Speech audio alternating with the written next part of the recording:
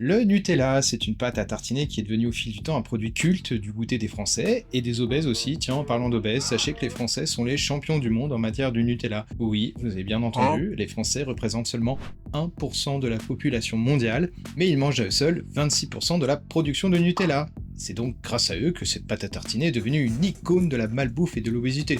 Bravo les Gaulois. Mais d'où est née cette merveilleuse addiction? Eh bien, tout a commencé pendant la Seconde Guerre mondiale.